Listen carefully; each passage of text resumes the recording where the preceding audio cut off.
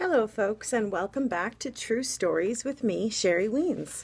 I hope everybody's having a great week. TGIW. Thank God it's Wednesday. And let's jump right into this survivor story. I've been working on this story a little bit for you guys. This story is about a woman named Elizabeth Rodriguez. She was born in February 1978 in Chicago, Illinois, and from there her family moved to Michigan, Ohio, and when she was 10, she relocated to Tampa, Florida. Now, her parents growing up were very, very strict and in fact, as she recalls it, always abusive. She doesn't ever recall a time in her life where she doesn't remember some type of abuse happening to her.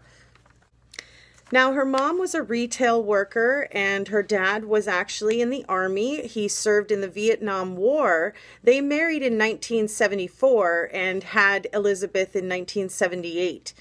The dad had a severe drinking problem due to suffering from PTSD. He was sort of an absent father, if you will. Mom was sort of always strong-armed, very much the controlling person in the household. At 5'3" and 100 pounds soaking wet, she suffered with mental illnesses such as bipolar, and she was quite violent towards Elizabeth, sort of all throughout her life.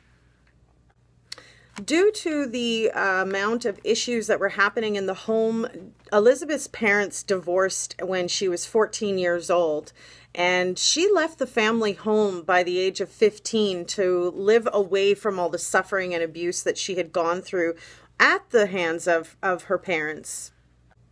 By 16 years old, she had already met Mr. Rodriguez, and they had married by the age of 18.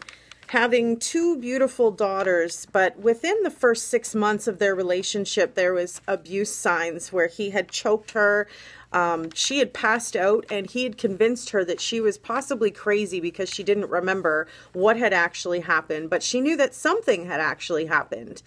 Did you guys know that the National Domestic Violence Hotline actually says that one strangulation can cause brain damage and also cause PTSD?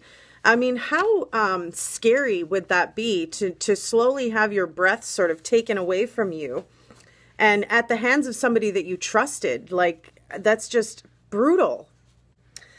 A scary fact I wanted to share with you guys is the National Domestic Violence Hotline says 1 in 4 women will experience domestic violence within their lifetime. So if you have a group of friends, you're safe to look at that group and think, well, 1 out of the 4 of us is for sure going to go through something traumatic in a domestic abuse situation. That's scary. During school, she achieved actually working 2 jobs and was able to buy her own vehicle. She met Mr. Rodriguez in 1994. By 1998, they had married.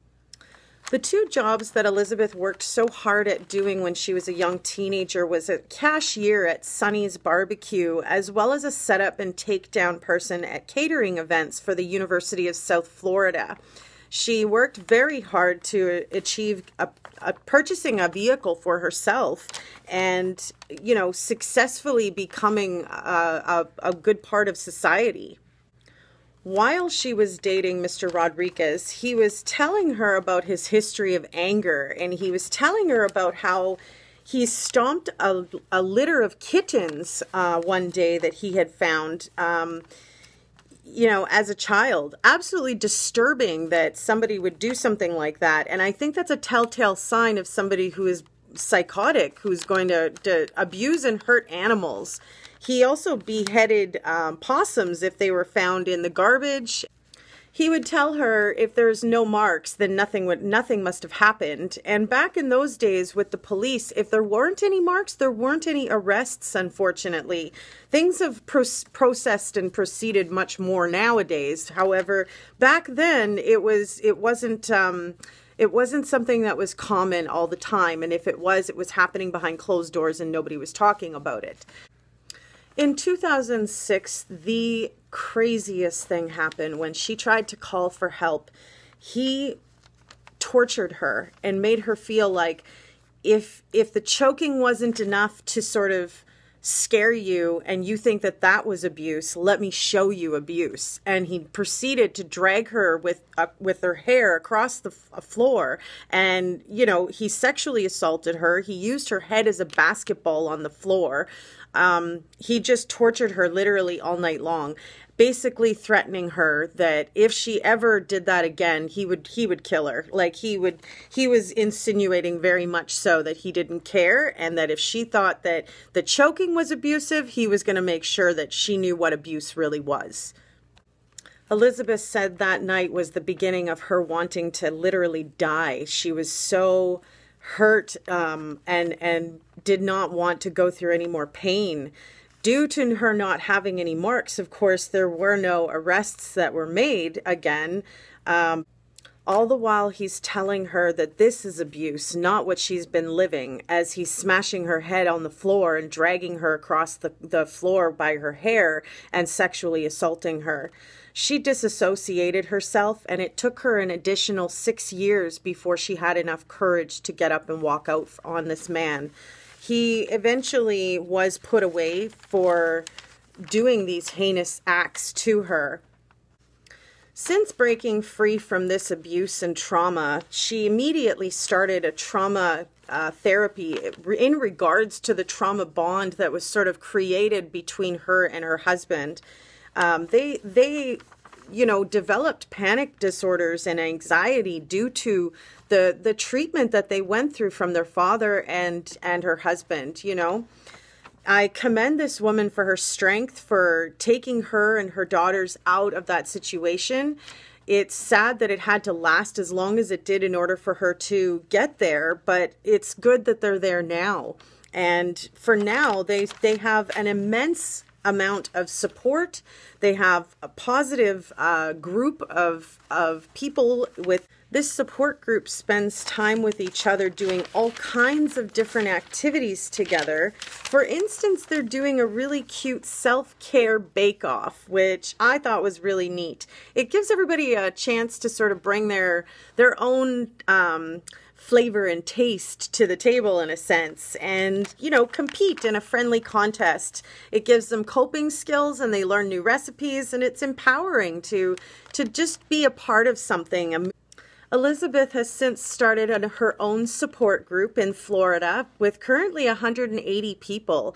She volunteers with the Affirmation Project for Cancer Society, and they're looking at branching into domestic violence and using that affirmation project with that domestic violence and helping to continue to break that silence for survivors.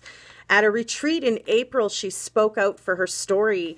And, it was empowering for her to break her own silence in her community, as well as to other victims and survivors of similar trauma. It was empowering for her to find other people out there who loved her no matter what she had gone through.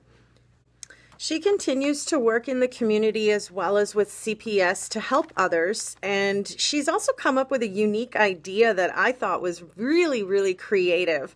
And she compared it to the sponsors needed with AA and said, why don't we have mentors for domestic violence? And I thought that was really an amazing idea to bring so many other people together that are just even strangers to help mentor each other, to give each other encouragement and strength to get through whatever traumatic situation we're living in.